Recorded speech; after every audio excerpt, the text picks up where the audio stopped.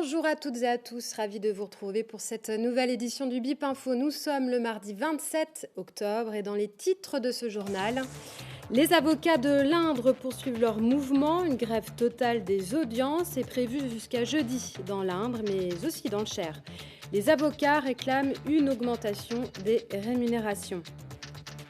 Cette année, les Listomania auront les couleurs de la Russie. Ce matin, c'est le talentueux Jean-Baptiste Doulcet qui était aux manettes de la première académie LITST à Châteauroux.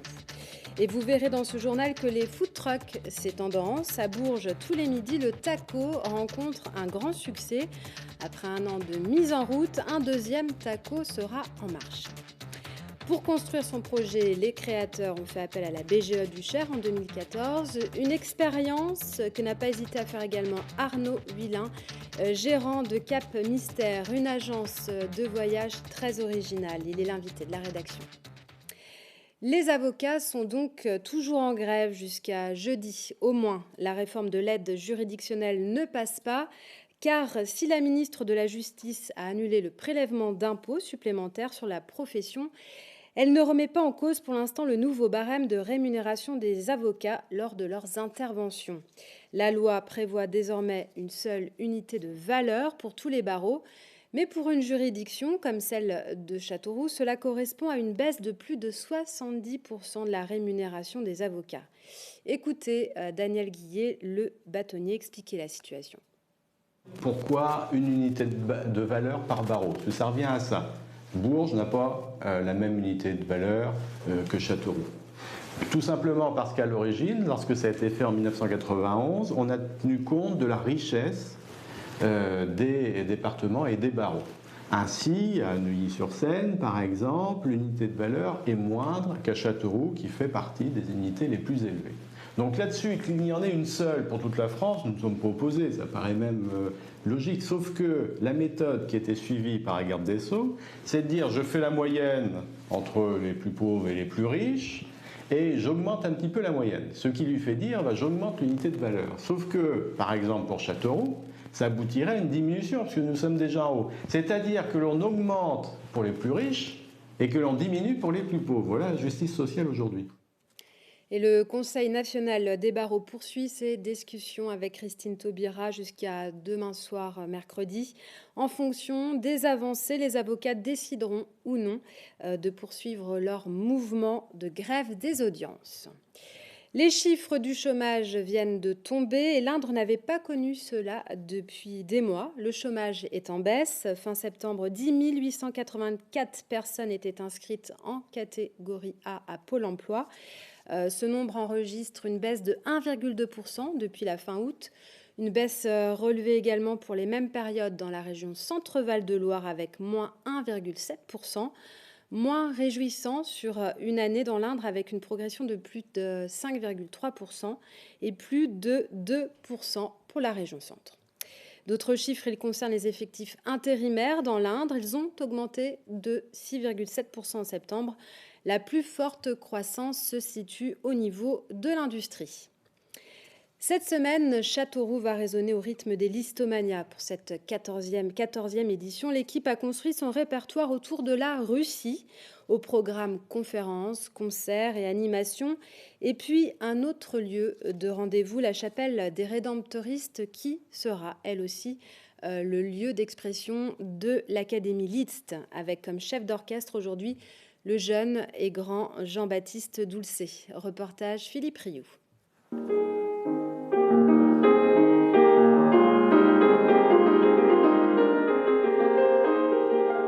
Il y a 7 ans, il était lui-même élève à l'Académie LIST. Et depuis l'an passé, il dirige les masterclass des Listomania. Je faisais partie de la classe justement de Jean-François Zigel à cette époque, donc il y a maintenant 7 ans. Et puis peu à peu, c'est une histoire aussi d'amitié qui nous a liés avec Jean-Yves Clément et moi. Et voilà, il était, je sais, à la recherche d'improvisateurs. Peu à peu, voilà, on a noué des liens qui font qu'il m'a fait confiance. Et moi, j'ai toujours suivi avec plaisir ce festival et participé.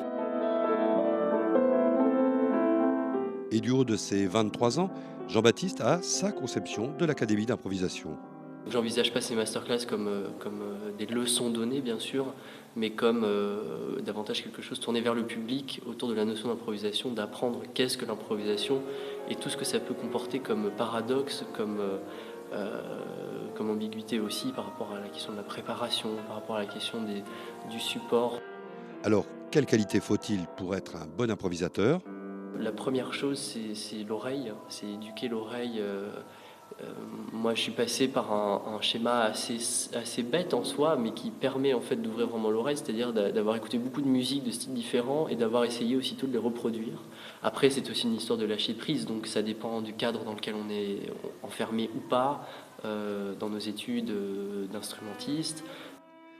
Orlando Bass au piano et Noéna Torp au violoncelle étaient ce matin les élèves. Et pour ce dernier, inscrit au Conservatoire supérieur de musique de Paris, l'improvisation est un vrai plus. Pour nous, interprète, c'est une sorte de défi de savoir ce qu'a voulu dire le compositeur et s'affranchir en même temps de toutes les interprétations qu'on a écoutées avant et essayer de faire revivre cette œuvre sur le moment présent. Et c'est pour ça que l'improvisation est quelque chose de très instructif là-dedans, parce que il y a quelque chose, même si on joue des œuvres qu'on a déjà jouées des dizaines de fois, il faut toujours trouver le sentiment sur le moment présent, et rien de tel que l'improvisation pour faire cet exercice. Demain, ces 3 virtuoses seront à nouveau à la chapelle des Rédemptoristes avec un nouveau défi à relever, l'improvisation autour du cinéma muet. Dans un tout autre style, le Festival de la guitare sera lui branché à Issoudun dès jeudi. Des grands noms de la guitare seront présents, comme celui de la diva Monica Passos. Cette Brésilienne installée depuis les années 80 en France est une artiste exubérante à souhait. Une virtuose des vocalises à découvrir sur la scène du Centre culturel Albert Camus vendredi à 20h30. N'hésitez pas à réserver vos places au 02 54 21 66 13. La semaine dernière, les lauréats de l'Indre et du Cher ont été récompensés par la BGE. Parmi eux, dans la catégorie artisanale, les 2 frères William et Yann de Bourges, qui ont été mis à l'honneur. Ils surfent sur la tendance des food trucks avec des créations qui séduisent. Vincent Billy les a rencontrés ce matin lors de leur mise en place. Je coupe tous mes pains. Prépare parce que pendant le service ça va assez vite, donc voilà, faut que les pains soient déjà prédécoupés. 1 heure avant d'ouvrir le taco, Yann va découper comme ça une 50aine de pains. Une recette briochée gardée secrète et pour cause. Le pain, c'est nous qui fabriquons. Tout est fait maison. On fait les steaks, le pain, les sauces, donc ketchup, mayonnaise, barbecue, sauce au poivre, pesto. On fait les nuggets maison. Tout est local et fait maison. L'ouverture est prévue à midi, mais 20 minutes avant, les premiers habitués sont déjà là. Depuis plus d'1 an, le taco ne désemplit pas, car le concept du tout maison et tout local est un atout supplémentaire. Même les bières, on a notre bière maison qu'on fait fabriquer. La bière de Sancerre, du jus de pomme de Lizy, donc c'est juste à côté de Bourges. On a aussi du pétillant des marais, donc c'est fabriqué à partir de légumes de fruits qui viennent des marais de Bourges. Du berricola aussi. Merci, bon appétit, bonne journée. Au revoir. Frites maison, les pommes de terre viennent de Cerbois, la viande aussi est locale. Du charolais qui leur permet d'élaborer une 15aine de recettes, voire plus, selon les saisons. Là, en ce moment, c'est un burger avec de la gelée de vin blanc de Sancerre et de la bûche de fromage cendré qui vient de la Fringale. C'est entre Bourges et Sancerre, région du Chavignol. Les clients ne s'y trompent pas. Ici, face à MBDA, c'est devenu le rendez-vous du mardi. Déjà, au départ, c'est la qualité des produits. Produits maison, produits régionaux. Aussi bien les pains, la viande que la bière, et tout. Du produit local. Et puis, le concept, sympa, le taco. Les gens sont gentils. Et puis, ils sont bien situés, à l'entrée de ville. Un vieux tube Citroën, rénové, relooké et aménagé par les 2 frères et Thibault leur employé. Il a fallu investir et surtout trouver des lieux d'implantation. Au début, en plus, c'était qu'un projet, donc c'était dur de trouver des emplacements avec, on va dire, rien de concret parce qu'on n'avait pas encore le projet fini. Mais on a trouvé des bons emplacements, là où il y a des entreprises partout à côté, où il y a il y a de la demande. Ouais. Le TACO fonctionne si bien qu'un deuxième prendra la route dès l'an prochain. Et justement, d'autres talents ont été révélés dans le Cher par la BGE, comme Cap Mystère, une agence de voyage avec un concept novateur. Cette agence vous propose des voyages sur mesure, mais attention, avec une destination inconnue. Plus d'explications avec notre invité Arnaud Huilin.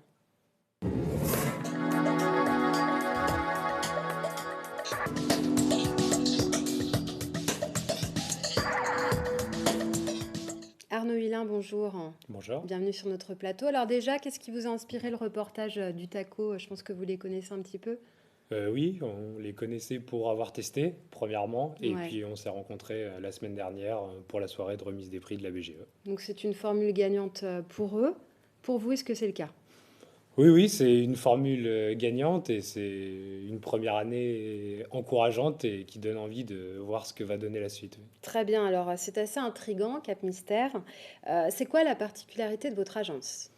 La particularité, comme vous l'avez dit, c'est de partir vers une destination inconnue, c'est-à-dire que les gens ne savent pas où ils vont partir.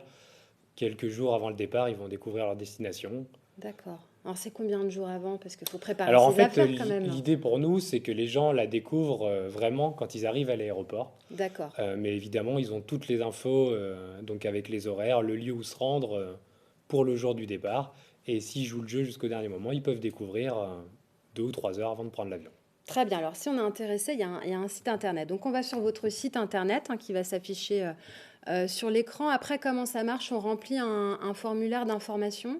Oui, en fait, il y a différentes formules directement sur la page d'accueil. Donc les gens peuvent choisir entre un Ouais, c'est ça. week-end en France, un city break, donc c'est dans les capitales européennes, ou alors une évasion ou un séjour complètement sur mesure, donc en fonction de leur demande. Donc ça leur permet déjà d'avoir un questionnaire qui s'adapte à leur demande de Ouais. départ et ça évite de prendre trop de temps. Et après, le sur-mesure, on détaille vraiment tout, c'est-à-dire le nombre de jours, les gens ce qu'ils aiment par rapport aux hôtels, par rapport aux activités. Ils sont plus gastronomie, ils sont plus sport, nature. Et donc, à partir de là, de leur date et évidemment de leur budget, on leur choisit une destination adaptée. D'accord. Donc vous êtes à Bourges. La plupart des gens, je pense, qui ont fait des voyages sont de Bourges. 30%, vous me disiez. Oui, c'est ça. Pour la première année, on était entre 30 et 40% Ouais. de gens qui étaient de Bourges et du centre globalement. D'accord. Mais Mais le on a... but, c'est d'ouvrir les portes, justement.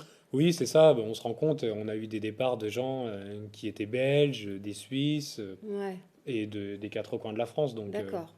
Par contre, il n'y a pas de contact physique comme une agence de voyage traditionnelle. Là, on fait tout sur Internet. On fait confiance, en fait.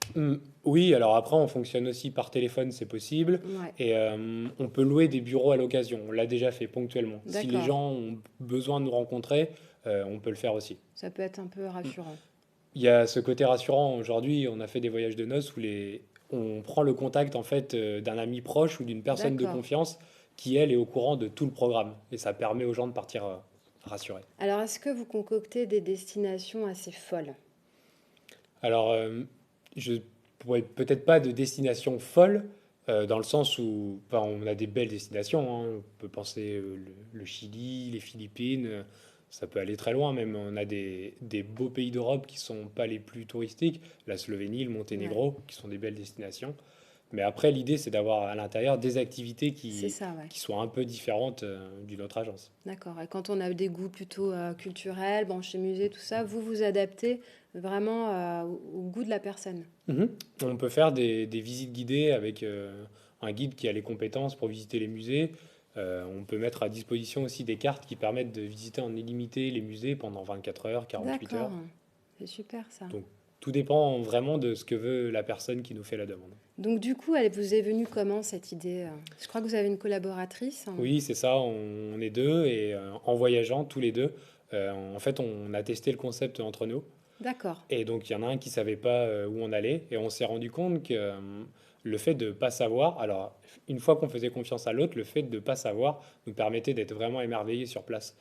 On partait sans idée préconçue de la destination, on n'avait rien vu avant et donc du coup, on avait, on va dire entre guillemets, un regard vierge Ouais. sur cette destination. D'accord. Donc, vous avez des diplômes, je crois, en tourisme, hein, tous les deux. Alors oui, Nathalie, mon associé, Ouais. a un diplôme de tourisme et Ça après, moi, aide. c'est obligatoire en fait. Ouais. On peut pas ouvrir une agence de voyage D'accord. sans avoir la compétence. Ouais. Et donc après, comment vous avez fait? Donc vous avez fait appel à la BGE pour vous aider à créer ce projet. Exactement. En fait, la BGE nous a aiguillés au départ pour monter notre business plan. Alors, en termes de communication, par rapport au marketing, et beaucoup aussi sur la comptabilité Ouais. et l'établissement vraiment des chiffres pour le business plan. Et il vous accompagne après? Comment ça se Il passe? nous accompagne toujours aujourd'hui. Hmm. Donc aujourd'hui, on est toujours suivi. Alors au fur et à mesure du temps, les échanges sont moins réguliers, Mhm. puisque logiquement, on doit être capable de voler, on va dire, de nos propres ailes. Ouais. Mais c'est toujours important de savoir que si on a un problème ou on a besoin d'être écouté, D'être il y a quelqu'un soutenu, qui ouais. peut nous conseiller. Quelles sont vos ambitions justement pour la suite? L'ambition, c'est d'avoir... cette année, on a fait un peu plus de 200 voyages. L'idée, c'est de l'année prochaine d'en avoir au moins le double. Ouais. Donc, c'est ce qu'on espère. Et après, on parlait de 30 à 40% de personnes Hmm. du Cher. L'idée, c'est de pouvoir s'ouvrir en France. On a des clients belges et suisses, on aimerait beaucoup. Et puis après, si on pouvait traduire le site, ce serait parfait. La période la plus propice pour voyager? On va dire qu'aujourd'hui, les gens, sur des petits week-ends, partent un peu Ouais. toute l'année. Mais sur des longs séjours, on a quand même eu un mois de juillet-août, enfin 2 mois qui ont été très actifs. Ouais, puis là, il y a Noël qui va arriver. Au niveau des tarifs, est-ce qu'on est plus cher qu'une agence classique ou ça change rien? On n'est pas plus cher qu'une agence classique dans le sens où on traite directement Ouais. avec nos partenaires, que ce soit en France ou alors dans les pays où on a des personnes sur place qu'on appelle des réceptifs qui nous aident à concevoir les séjours. Très bien, ben, on va vous souhaiter en tout cas de beaux voyages encore en perspective. Et puis bravo, parce que je crois que vous avez aussi, je l'ai dit tout à l'heure, eu une distinction comme le taco. Donc c'est super ça. Oui, effectivement, ça permet de valoriser et de crédibiliser le Voilà. travail qu'on a pu faire. Donc oui, c'est une bonne chose pour nous. Très bien, bravo à vous et à bientôt. Merci. Au revoir. Au revoir. C'est la fin de cette édition. Merci de votre fidélité. Dans un instant, les prévisions météo. À 18h50, retrouvez Johan Desmoustiers dans Clap de Bip. Et à 20h50, ne manquez pas votre soirée Ciné-Club avec un film de science-fiction réalisé en 2013, Final Battle of the Lost Island. Je vous souhaite de passer une agréable soirée sur Bip TV.